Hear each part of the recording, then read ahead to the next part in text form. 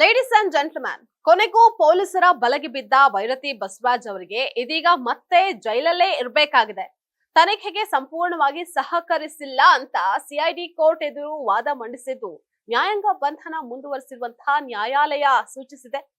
ಹಾಗಾದ್ರೆ ಭೈರತಿ ಬಸವರಾಜ್ ಎಷ್ಟು ದಿನ ಜೈಲಲ್ಲಿ ಇರಬೇಕು ಅಂತ ನೋಡ್ತಾ ಹೋಗೋಣ. ವೀಕ್ಷಕರೇ, ನೆಲ ಜಲ ಭಾಷೆಗಾಗಿ ಪ್ರಾಮಾಣಿಕ ಪತ್ರಿಕೋದ್ಯಮ, ನೀವು ನೋಡ್ತಾ ಇದ್ದೀರಾ ಫೋಕಸ್ ಟಿವಿ. ನಾನು ನಿಶ್ಚಿತ.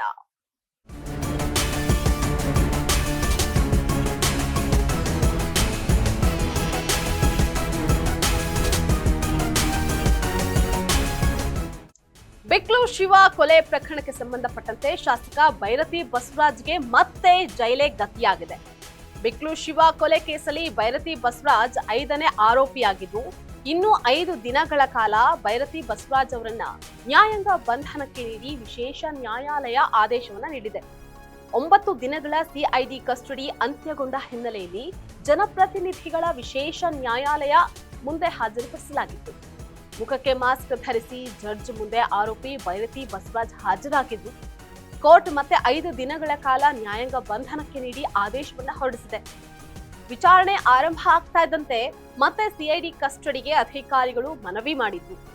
ಭೈರತಿ ಬಸವರಾಜ್ ತನಿಖೆಗೆ ಸಹಕಾರ ನೀಡಿಲ್ಲ, ಇನ್ನು ತನಿಖೆ ಮಾಡುವಂತಹ ಅಗತ್ಯ ಇದೆ, ಹಾಗಾಗಿ ಆರೋಪಿಯನ್ನ ಕಸ್ಟಡಿಗೆ ನೀಡಬೇಕು ಅಂತ ವಕೀಲರು ವಾದವನ್ನ ಮಂಡಿಸಿದ್ರು. ವಾದ ಆಲಿಸಿದ ಕೋರ್ಟ್ ಫೆಬ್ರವರಿ 26ರವರೆಗೆ ಭೈರತಿ ಬಸವರಾಜ್ ಅವರನ್ನ ನ್ಯಾಯಾಂಗ ಬಂಧನಕ್ಕೆ ಒಪ್ಪಿಸಿತು.